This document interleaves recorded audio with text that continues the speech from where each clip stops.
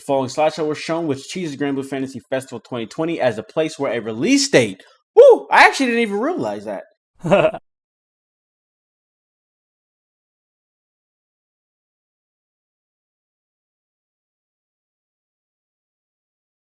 I forget. As a matter of fact, this is all according to my plan. What's poppin', my boys? So it's been actually like 8 months since we last talked about Granblue Fantasy Relink. See, I'm forgetting that we're at the end of 2020, so really it's just the start of this year. I don't know much about Cygames since I don't play, Granblue Fantasy, the mobile game, but they really impress me in a sense. I just feel like they're very serious about when they make games, and they put quality at the forefront. So for those unaware, Granblue Fantasy Relink is a single-player action RPG that will have 4-player co-op. I think I first talked about it in 2017. It was a few months after it got announced, and ever since 2017, every December of every year since then, we have gotten a new batch of information on the game. So if you look at the time, we're coming up on the next checkpoint. This time around, though, I think we can expect a lot more information on Granblue Fantasy Relink, right? Because in last year's Granblue Fantasy Fest 2019, Granblue Fantasy Versus was also tailored and set to come out. What was that, beginning of this year-ish? I can't even remember when it came out. I owned the game at that time, so they kind of split it, right? They had information about Versus, and then they also had information about Relink. This time around, Versus is out. They've even had some DLC out. They've had season passes announced. Maybe they'll have another season pass, I don't know. But for the most part, Relink should be at the forefront of what they're going to be talking about. So if you read this post from, where Cygames will share the latest information on Granblue Fantasy Relink at Granblue Fantasy Fest 2020, which will run from December 11th to the 13th. Director Tetsuya Fukihara said during the Granblue Fantasy Summer 2020 special live stream, development is going well. The following slideshow was shown, which chooses Granblue Fantasy Festival 2020 as a place where a release date. Woo! I actually didn't even realize that. For the long in development action RPG will be announced. According to Fukihara, the image is an in-game screenshot. Yes, sir. Yes, sir. Yes, sir. So, Relink. We don't know a whole lot of information, but they have given us a decent chunk. And I actually did review that right before this video. And so what I'm about to tell you, actually, I feel more at ease, right? With Genshin Impact, we know that game is coming to mobile devices and home consoles, right? And the reason why I'm bringing that up is because MiHoYo, the developers of Genshin Impact, is kind of like Cygames, right? Cygames, I believe, started with Granblue Fantasy or just mobile games in general before they're now finally tackling the console market. So with that being said, MiHoYo took the route of sticking to their free-to-play model, right? Whereas Granblue Fantasy Relink, while we don't have information, that's what we're going to get into a little bit right now, I think it's going to be a, $60 price point single buy game, not the free-to-play concept. But, with it being from Cygames, that wouldn't be too crazy to think about. Obviously, for Granblue Fantasy Versus, that's just not the same. It's a fighting game. Has there ever been a free-to-play fighting game? And it was the boy Zed who actually got me thinking about that. It didn't even cross my mind, from all the other times we've talked about this game, about it potentially being a free-to-play game, right? When you look at all the characters in Granblue Fantasy, there are a ton. So, and the way that this game is structured is you choose a character to play, you upgrade that character, that kind of thing. So it being free to play, you gotta pull gotcha characters or something like that, man. It would not be impossible, let's put it like that. Like I mentioned, I reviewed this information, and whenever you read what information we do have on the game, I do not think that is the case whatsoever. I think we are safe. This will be a full-fledged $60 game, right? So if we look at this on choosing characters, as it is a story-driven RPG, that's another big thing. Not really, because Granblue Fantasy is story-driven. But anyways, we wanted to make sure the characters are our most iconic, right? So including Gran, Catalina, and the other characters that appear in the main story. So right off the bat, the way he structures that sentence, saying he wants to make sure that the characters they include are the most iconic, meaning they have to be choosy. They're not just going to give us a few and then, as time goes on, it's like a game as a service where they add it as either gacha or DLC, whatever. No, they're saying we want it to, where you need to make sure we pick the most important characters to put in our game because it's going to be a one-time purchase. I like it. At the end of the day, the next statement right there on downloadable content characters. Downloadable content characters are included in our plans. right? But details cannot currently be shared.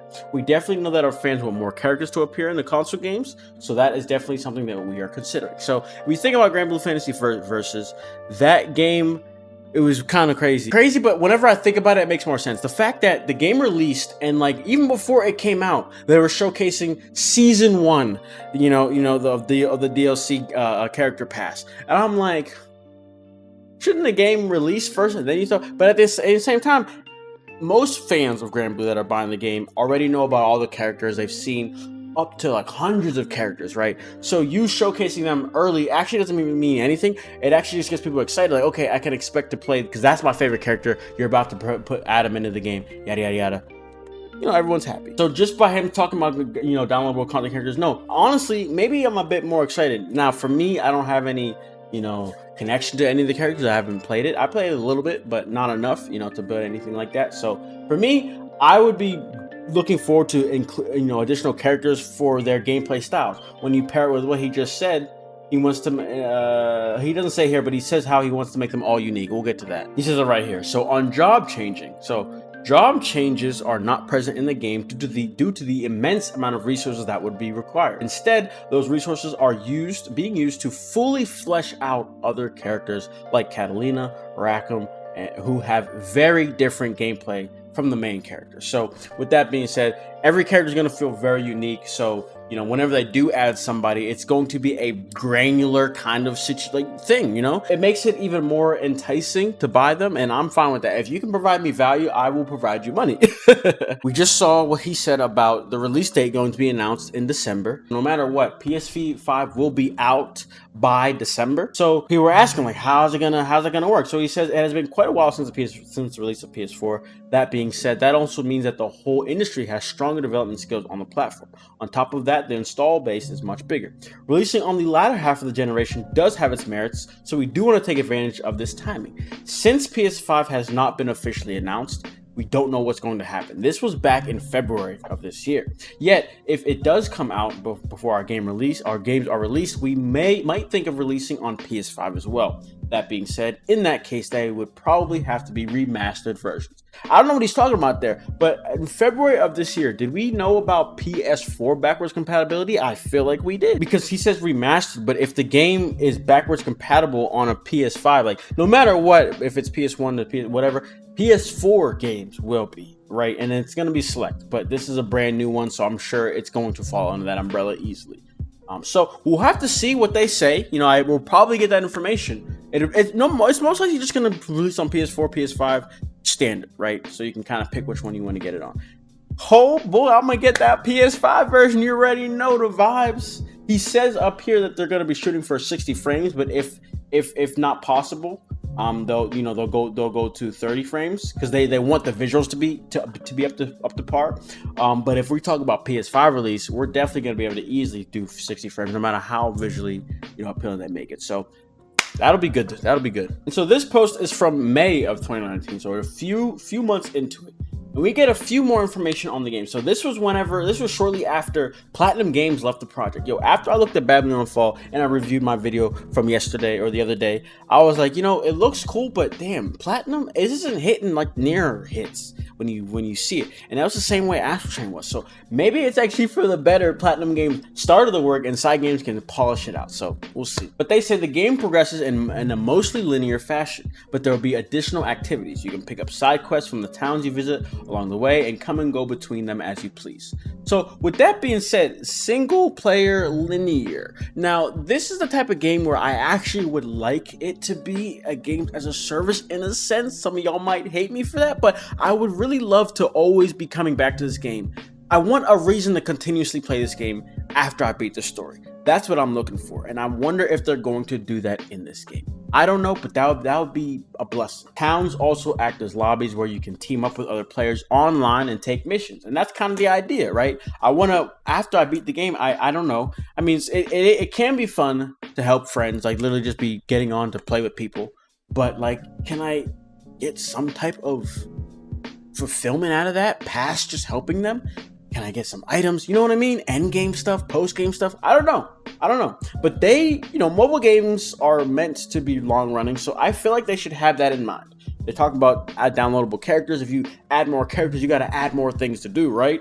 So we'll see. And then the last piece here, we know there are regarding characters. We know there are many fan favorites, so we'll try to fit in as many as we reasonably can. It's not possible to match the roster size of the original game, of course, and the development team has its hands full deciding who makes the final cut. So we'll see who makes the final cut. Again, for me, I have no business caring.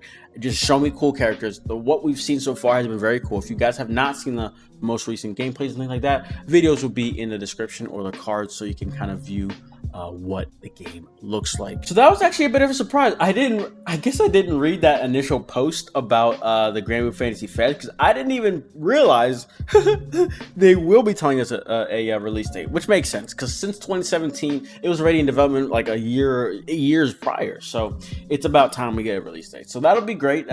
Hopefully we can have a good 2021, because 2020, y'all know how that went. That's about all I gotta say. Let me know how you guys are feeling about this game. I'm pretty sure it's not gonna be free to play. So if that's not your cup of tea, I think we're safe. Like I'm 95% sure it will not be that way. So nothing to worry about. Gonna be a great game. Obviously, as you can tell, I'll be covering that. I'll be playing that. I'll be streaming all of that. So be sure to subscribe if you don't want to miss. Let me put it like that. But yeah, that's all I gotta say for this video. Hope you guys enjoy. Be sure to leave a like. Again, subscribe. Hit that bell.